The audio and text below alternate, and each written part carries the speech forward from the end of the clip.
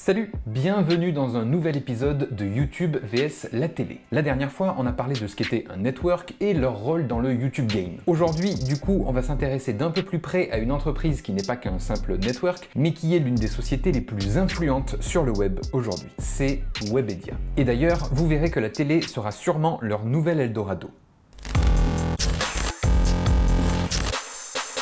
Avant de rentrer un peu plus en détail dans la sphère Webedia, je tiens à ne rien vous cacher et à vous dire que moi-même, d'une certaine façon, je suis lié à Webedia. Puisque la chaîne du tatou que j'ai avec mes potes est en contrat chez eux. C'est notre network. Mais soyez-en sûrs, ça n'aura aucune incidence sur ce que je vais vous dire dans cette vidéo. Pour nous, aujourd'hui, Webedia nous sert simplement à collecter nos AdSense et nous les reverser avec de la TVA. C'est tout. De toute façon, le rôle de cette vidéo n'est pas de dire si Webedia c'est bien ou c'est mal, parce que déjà c'est pas si manichéen, et en plus je tiens à être objectif sur tout ça. Bref, pour comprendre ce qu'est Webedia, il faut un peu raconter son histoire. On va faire ça très court, alors je vous préviens, il va falloir suivre. Webedia est une entreprise française créée en 2007 par Cédric Siré et Guillaume Multrier. Ils vont se spécialiser au départ dans la création de médias en ligne, d'où la contraction de web et média pour faire Webedia. Voilà. Ils vont commencer par créer le site Pure People. Le site cartonne et va permettre à Webedia de mettre en place une stratégie encore actuelle aujourd'hui, celle du rachat de communautés. L'idée, c'est de racheter des marques, sites, agences, entreprises en général qui ont une communauté forte et de pouvoir y vendre du contenu commercial et publicitaire. C'est d'ailleurs ce qu'annonce Michèle Benzeno, directrice générale en charge des revenus de Webedia, lors d'une keynote. Alors nous, humblement, ce qu'on a fait chez Webedia depuis 3 ans, on a essayé de trouver notre place entre les adblocks et les GAFA, en inventant un modèle hybride, un modèle qui ne ressemble à aucun autre, un modèle, je dirais, assez iconoclaste, qui consiste à avoir une approche très verticale sur le web, pour devenir en 3 ans le leader français et européen dans l'univers du divertissement et des loisirs. Alors pour ça, on a un métier qui est assez simple.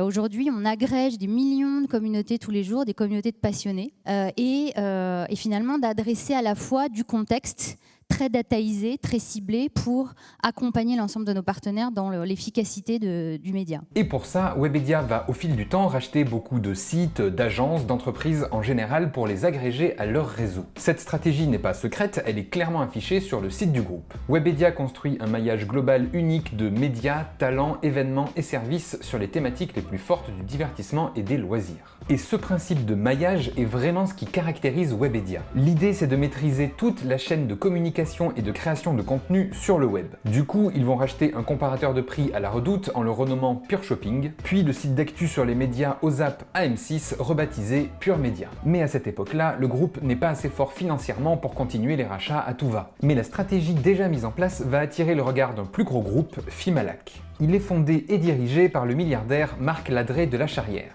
Fimalac est une holding, c'est-à-dire que c'est une société qui détient d'autres sociétés. Et elle en détient dans plusieurs domaines, mais ça, on y reviendra tout à l'heure. Bref, Fimalac aime la vision de Webedia et elle va racheter elle-même Webedia en 2013 avec un objectif, faire de Webedia un poids lourd du web en France. Je vais pas vous spoiler, mais aujourd'hui, le pari est gagné. Et Fimalac va mettre beaucoup d'argent dans Webedia pour lui permettre de continuer d'acquérir des marques et de continuer à grossir. Et pour encourager Webedia dans cette voie, Fimalac va même leur faire un cadeau. Ils vont racheter 3 mois plus tard le site Allociné pour 67 millions d'euros et le rattacher à Webedia. De quoi bien se lancer. D'ailleurs, Cédric Siré, PDG de Webedia, revient lui-même sur ce rachat par Fimalac en disant « Cela nous a donné les moyens de mener une politique d'acquisition pour passer d'une petite boutique à une grande entreprise et pour passer d'un petit acteur français à un leader européen. La machine Webedia est lancée. » Et depuis 2013, Webedia, financé par Fimalac, va racheter beaucoup de sites, plateformes, entreprises de manière générale. Jeuxvideo.com pour 90 millions d'euros, 750 grammes pour 10 millions d'euros, MoviePilot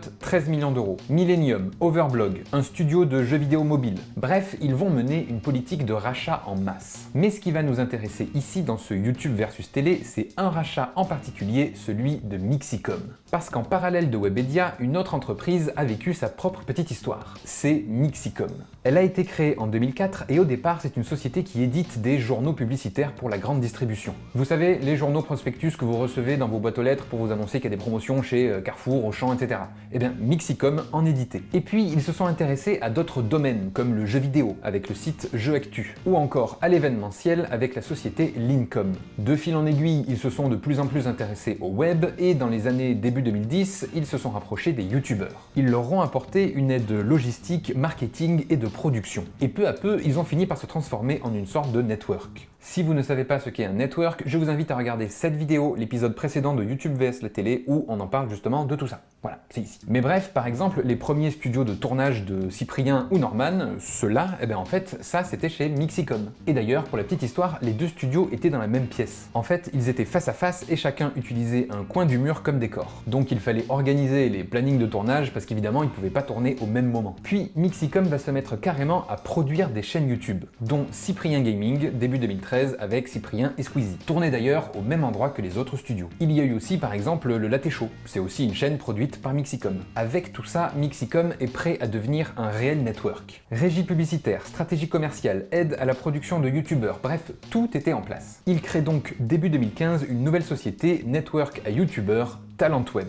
Mais la stratégie de Mixicom n'est pas simplement de signer des youtubeurs. Elle va être de consolider la relation qu'ils ont avec eux de manière plus pérenne. Et pour ça, ils vont directement faire entrer les premiers youtubeurs au capital de TalentWeb. Ainsi, Cyprien, Norman, Squeezie, John Rachid, Natou ou encore Hugo tout seul deviennent actionnaires de TalentWeb aux côtés de Mixicom. Comme ça, ces youtubeurs ont un intérêt à ce que l'entreprise TalentWeb grandisse et pas seulement leur chaîne. Puisqu'en faisant grandir TalentWeb, ils font grandir la valeur de leurs actions. Et pour ça, TalentWeb va chercher à recruter des nouveaux talents sur YouTube et les faire signer dans le network. Mais leur but, c'est d'être un network sélectif et premium, de miser sur des chaînes qui marchent déjà et à fort potentiel. Et pour faire venir de nouveaux youtubeurs, il suffit de montrer ce qu'ils ont déjà. Beaucoup de nouveaux youtubeurs de l'époque ont trouvé très rassurant de rejoindre le network de Cyprien et Norman qui était un peu comme un exemple pour eux. Bref, en 2015, une trentaine de youtubeurs à fort potentiel vont rejoindre TalentWeb. Et dans ces youtubeurs, il y avait nous, la chaîne du tatou Les Questions Cons. Voilà. À l'époque, c'était une chaîne à fort potentiel. Aujourd'hui, il faudrait peut-être déjà qu'on sorte des vidéos. Ce serait mieux. Mais bref, TalentWeb propose à ses youtubeurs une aide de production, de tournage, une régie pub pour les revenus YouTube et des placements de produits. Ils vont même, grâce à Lincom, la partie événementielle de Mixicom, co-organiser un salon des youtubeurs, la Video City Paris. Bref, Mixicom via TalentWeb s'impose comme un network très puissant en France et arrive à gérer en interne une part très importante de l'écosystème des youtubeurs. Et surtout, il y a une énorme communauté si on additionne tous les abonnés des youtubeurs chez Mixicom. Et à ce moment-là, en parallèle, c'est exactement ce que cherche Webedia. Agréger de nouvelles communautés pour pouvoir toujours toucher plus de monde avec des campagnes de communication ou de la publicité. À l'époque, Webedia avait déjà racheté un network, Melburys. Mais c'était pas un network premium avec des gros noms comme Squeezie, Norman ou Cyprien, eux chez TalentWeb. Du coup, fin 2015, Webedia rachète Mixicom et TalentWeb pour 75 millions d'euros. Et comme prévu, les youtubeurs actionnaires de TalentWeb reçoivent de l'argent du rachat en fonction de leur part. Selon les articles de l'époque, Cyprien aurait touché 6,6 millions d'euros, Squeezie 4 millions et Norman 2,2 millions. C'est en fonction de leur nombre de parts dans la société. Et à l'époque, ça avait fait un scandale sur les réseaux sociaux. Et là, je vais faire une petite parenthèse pour vous donner un avis personnel sur ça. Pour moi, je pense que c'est normal qu'ils aient touché cet argent. Si Mixicom a été racheté si cher, c'est en partie grâce à eux. Grâce à leur nom et au fait qu'ils aient fait grandir la société en faisant venir des youtubeurs. Il est donc normal qu'ils soient rétribués. Là où ça aurait été anormal, c'est que ce soit juste les dirigeants de Mixicom qui empochent l'argent du rachat sans que les youtubeurs à l'origine du network qui en ont fait ce qu'il est ne gagnent rien. Encore une fois, c'est un avis personnel. Et avant que les gens disent quoi que ce soit dans les commentaires, nous, au tatou, on n'avait pas d'action là-dedans. Donc on n'a gagné aucune thune. Voilà. Et Squeezie, Cyprien ou Norman n'étant absolument pas mes potes, en fait je ne les connais pas, même si on avait le même network, croyez-moi, on ne se croisait pas. Mon jugement n'est donc pas orienté. En fait, je dirais même que nous, personnellement, au tatou, on était un petit peu deg du rachat. Parce que ce qui nous plaisait, nous, chez TalentWeb, c'était le fait que ce soit une petite boîte, avec un côté un peu familial, homemade. Et puis finalement, ça a été avalé par une très grosse boîte, et du coup, on se sentait plus vraiment chez nous. Bref, je referme la parenthèse et je redeviens objectif. Donc, Webedia rachète Mixicom, et les bureaux, studios et équipes déménagent à Levallois chez Webedia. D'où le changement de studio de certains youtubeurs. À partir de là, les forces communes de Webedia et Mixicom vont faire exploser le milieu de YouTube, puisque maintenant ils peuvent gérer en interne chaque maillon de la communication sur le web. Par exemple, pour la sortie d'un film ou d'une série. Ils peuvent gérer toutes les étapes de la campagne de communication, avec des articles sur les sites Pure Break, des bandes d'annonces sur Allociné ou Film Actu, jusqu'à l'intégration dans des vidéos de youtubeurs qu'ils produisent et réalisent eux-mêmes, grâce par exemple au rachat Paradis des Z, une boîte de prod qui produit beaucoup de vidéos pour youtubeurs. Et c'est pareil pour les jeux vidéo avec jeuxvideo.com et Cyprien Gaming, ou en fait c'est pareil pour tous les domaines en réalité. En revanche, je tiens quand même à préciser que Webedia ne peut pas forcer un youtubeur à faire une OP sur sa chaîne alors qu'il en veut pas. Pas du tout. Webedia va juste proposer au youtubeur et c'est à lui de voir s'il accepte ou pas. Pareil pour les feats entre youtubeurs. C'est pas Webedia qui va dire à un tel fais une vidéo avec bidule. C'est pas comme ça que ça marche. Et c'est pas le rôle de Webedia. D'ailleurs, d'une manière générale, il n'influe pas dans l'aspect éditorial des chaînes YouTube. Sauf évidemment celles qui produisent eux-mêmes. Bref, aujourd'hui, Webedia est un des leaders du marché de la communication sur internet et beaucoup de youtubeurs sont chez Webedia. Que ce soit dans le network Melburys ou dans le premium Talentweb. Alors, je vais pas vous faire la liste de tous les youtubeurs qui sont chez Webedia ou qui sont passés par Webedia parce que ce serait trop long, voilà. Mais si vous voulez, ça vous intéresse, vous pouvez mettre pause, je vous l'affiche là tout de suite, voilà. C'est à peu près tous ces gens-là. Et Webedia ne s'est pas arrêté à YouTube. On les retrouve aussi dans le streaming avec le stream, qui est une réussite d'audience, ou plus récemment avec le live,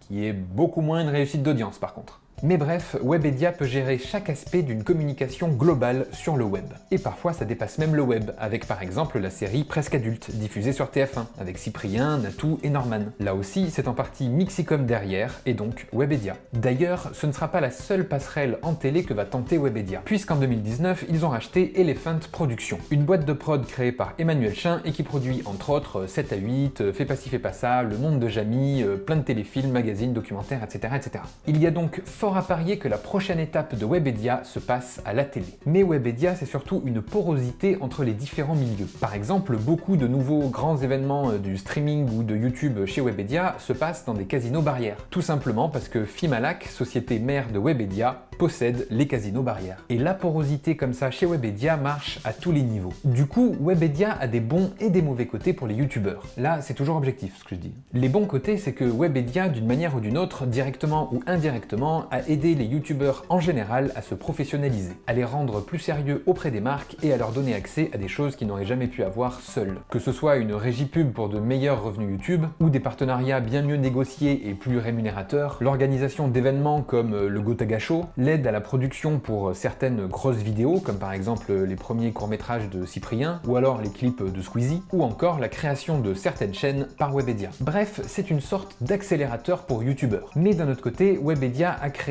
un genre de monopole qui étouffe tous les youtubeurs qui n'en font pas partie. Webedia n'est absolument pas indispensable pour les youtubeurs, mais ils tentent de le devenir en diversifiant leur activité et en ayant des exclusivités sur des campagnes commerciales. Et puis au final, en essayant d'avoir tout le web français, Webedia risque de ne plus faire attention à ce qu'ils ont déjà.